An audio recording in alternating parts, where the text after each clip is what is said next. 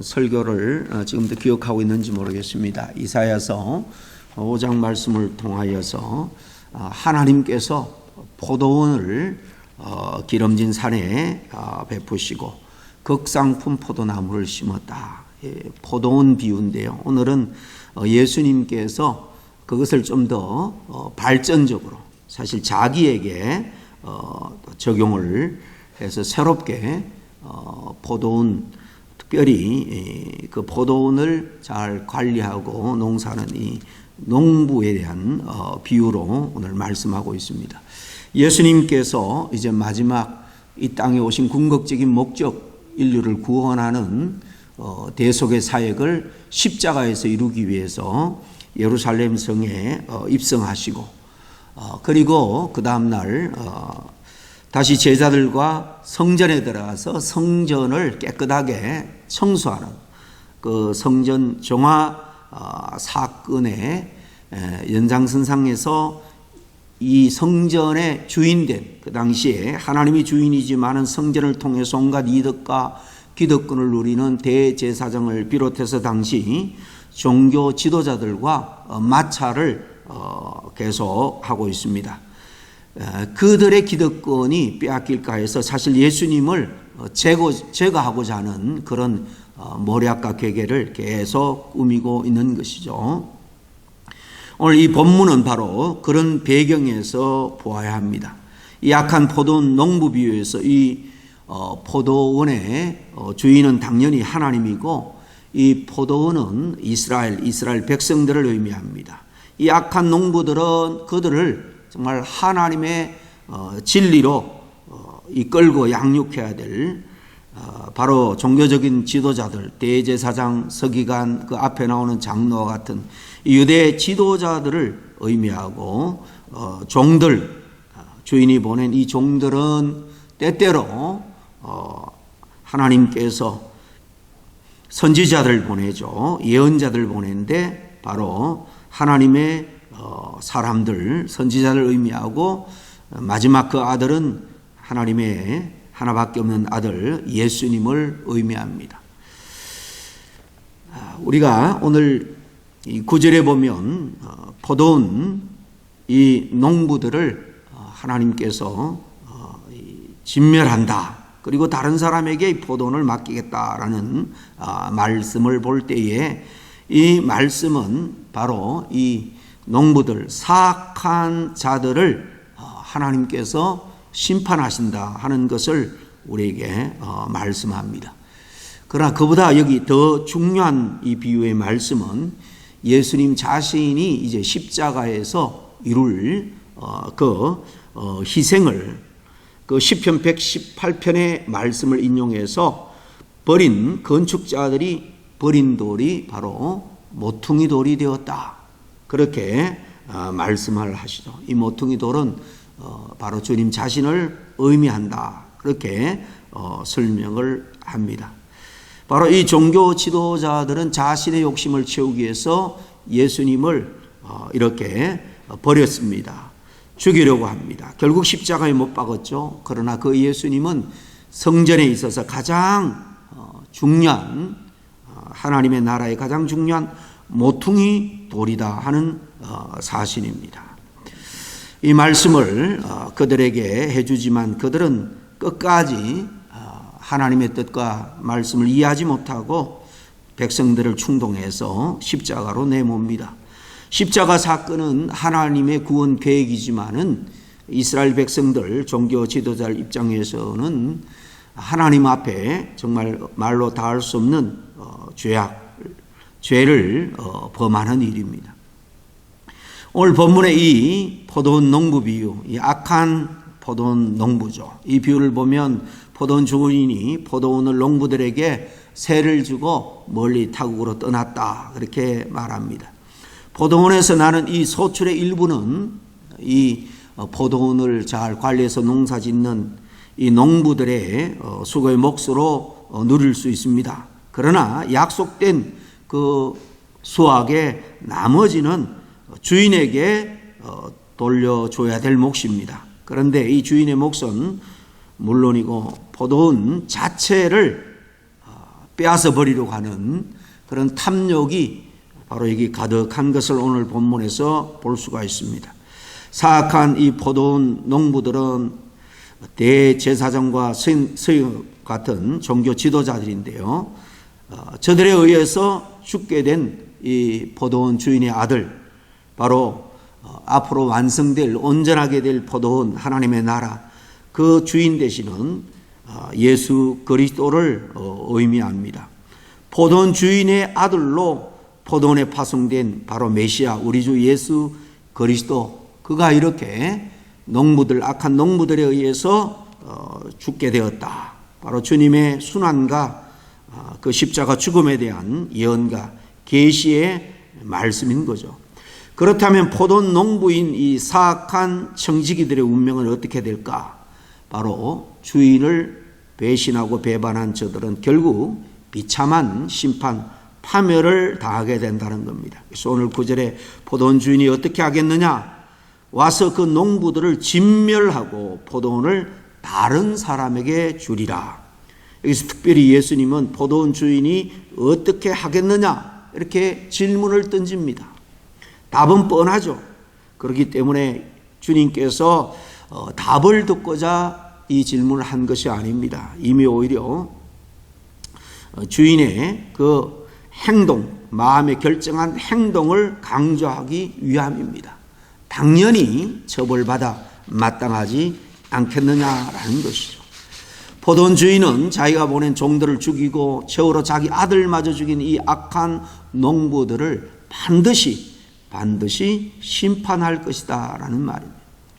이는 하나님의 선지자들을 죽이고 이제 하나님의 아들마저 배척하고 죽이려고 음모를 꾸미는 이 종교 지도자들에 대한 준엄한 경고입니다. 오늘 우리들에게 이 종교 지도자들에게만 주는 것이 아니고 우리가 신앙적으로 경륜이 쌓인 신앙에 있어서 어떤 다른 사람과 비교할 때에 경륜이 있는 오래 신앙생활을 한, 또 교회의 중책을 맡은 중직자들, 구원 얻은 사실 모든 성도들까지 넓은 의미로 말하면 여기에 다 포함이 됩니다. 오늘날 이렇게 준엄한 경고를 받는 사람은 하나님께서 특별히 은혜를 우리에게 주었습니다. 가장 큰 은혜는 구원의 은혜죠. 구원받은 우리 성도들이 끝까지 예수 그리스도에 대한 참된 신앙을 지키지 않고 떠나는 것, 더 넓게는 끝내 하나님의 아들 메시아를 거부하는 모든 사람들에 대한 경고이기도 합니다. 여기서 우리 한 가지 분명한 교훈을 얻을 수 있는데, 그것은 예수 그리스도에 대한 태도가 그 인생의 미래, 장래 운명을 결정한다는 거예요. 사실 인간들은 자신과 다른 사람의 미래 운명을 모릅니다. 그래서 많은 사람들이 오늘날 점쟁이들을 찾아가 묻습니다. 그들 역시도 사실 모한답만합니다. 죽음 이후에 대해서 이 세상에 아는 사람은 아무도 없습니다. 세상적인 지혜로는 이렇게 장래의 일을 확실하게 알 수 없지만 한 가지 사람의 그 장래 운명을 분명하게 가름할 수 있는 확실한 방법이 하나 있는데요. 그것은 바로 예수 그리스도, 하나님께서 모퉁이 돌, 가장 요긴한 구원의 반석으로 보낸 예수 그리스도에 대한 그 사람의 태도, 자세를 보면 알게 되는 것입니다. 예수님을 공경하고 예수님을 섬기고 그 뜻대로 행하는 자들의 장래는 하나님이 축복하십니다. 구원이 보장되고 하나님의 나라, 영원한 나라에서 영생을 누리게 됩니다. 한편 하나님의 은혜를 잊고도 감사를 잊고 거기에 응답하지 못하면 결국은 그 모든 은혜를 다 빼앗기게 됩니다. 이사야서 우리 5장 지난주에도 봤지만은 우리는 다 하나님이 극상품 포도나무로 우리들을 인정하고 하나님의 나라, 현재는 구원받은 구별된 공동체인 교회의 일원으로 하나님이 심어 놨습니다. 극상품 포도나무를 심은 것은 극상품 포도나무의 그 좋은 열매를 얻기 위한 거죠. 그러나 그에 합당한 열매를 얻지 못한다면 그 농부들 진멸한 포도원을 다른 사람에게 주리라. 한 대로 될 것입니다. 이는 또 하나님으로부터 크신 은혜를 입었음에도 불구하고 신앙의 열매를 맺지 못할 뿐만 아니라 이렇게 선지자들을 죽이고 하나님의 자비와 긍휼의 마지막 보루인 하나님의 독생자 예수 그리스도까지 배척한 구약의 모든 선민 이스라엘, 이 유대 민족이 하나님의 심판을 받고 하나님의 구속선리의 주역의 자리를 빼앗겨버린 것, 이 주역의 자리는 이제 이방 세계로 넘겨지게 될 것, 이것을 또한 여기에 예언하고 있다고 볼 수 있습니다. 실제로 예수 그리스도를 십자가에 못 박아 죽인 이 이스라엘이 어떻게 됩니까? 주 70년에 로마 제국에 반란 전쟁을 일으켰다가 디도 장군에 의해서 피하여서 완전히 이스라엘은 멸망하고 말죠. 그때 죽임을 당한 자가 수백만에 이른다고 합니다. 그리고 그들이 맡았던 이 구속의 섭리 주역 자리, 하나님 나라 동력자로서 영광스럽게 이 땅에서 쓰임받을 수 있는 이 자리는 오늘날 이방 민족이 차지하게 된 것입니다. 이스라엘 민족이 하나님께 입은 은혜가 얼마나 큽니까? 어떤 민족도 그들만큼 큰 은혜를 누리지는 못했습니다. 하나님의 전적인 사랑과 관심의 대상이었고 그들에게 하나님께서 먼저 이 땅을 구원할 사랑과 은혜의 율법, 구원의 법입니다. 율법은 절대로 그들의 멍해로 준 게 아닙니다. 그 율법을 통해서 약속의 땅에서 하나님의 보호하심을 받고 하나님의 백성으로 축복을 그 땅에서 계속 누리도록 주신 게 율법이죠.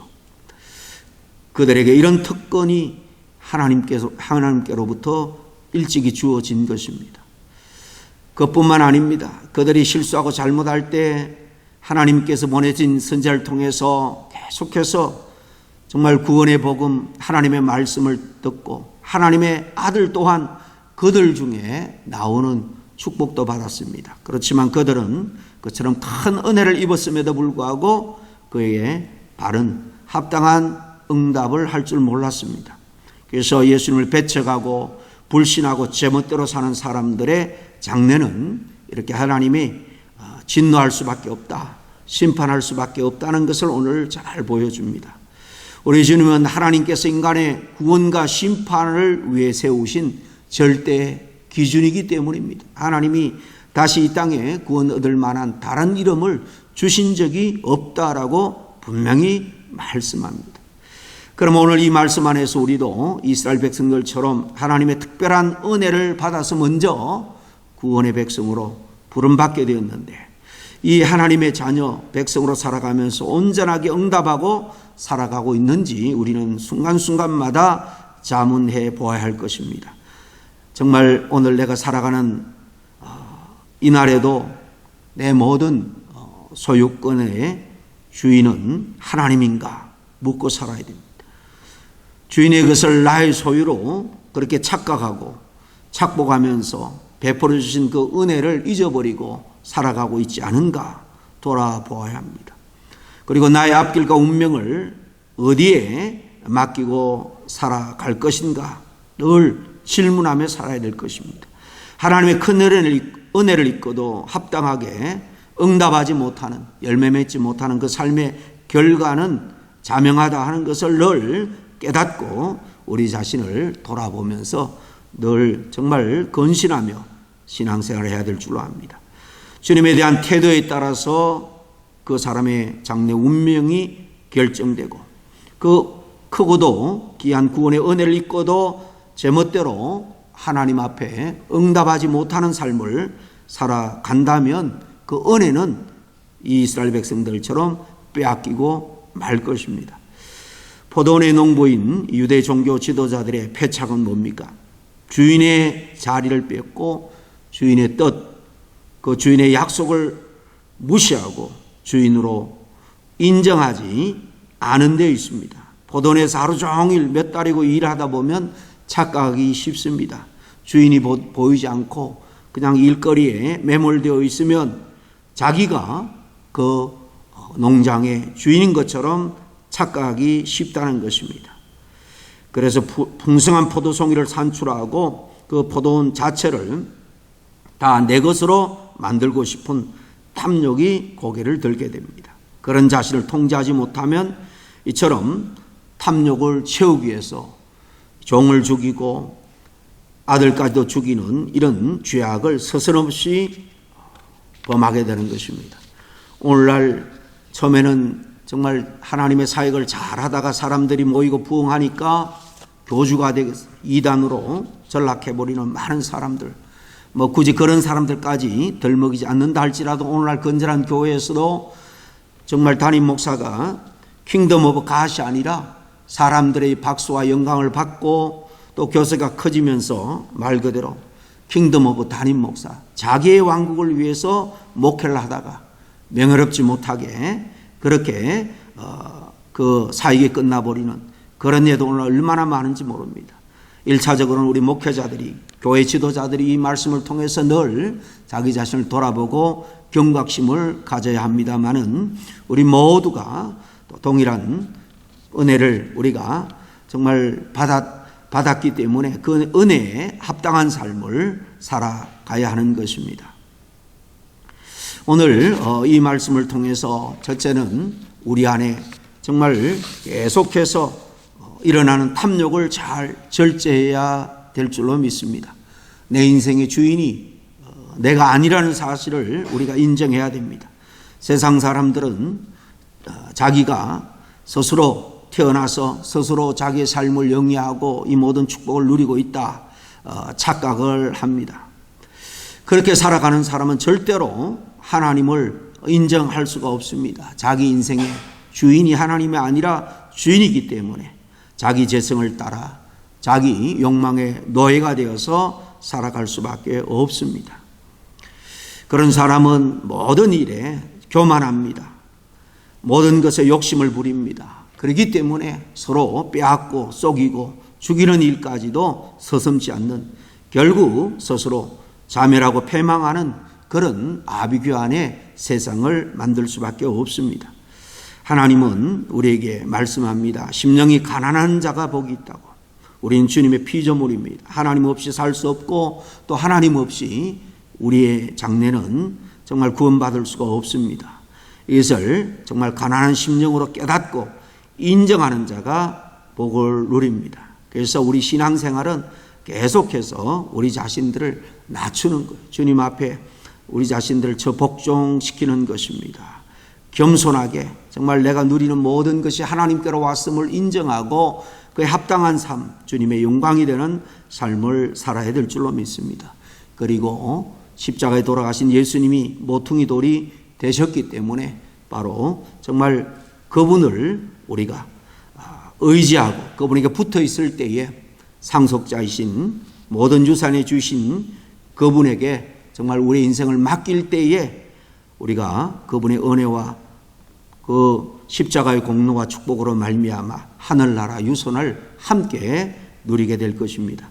이 복을 저와 여러분이 끝까지 누리게 되는 복이 있기를 주의 이름으로 간절히 축원합니다. 기도하겠습니다.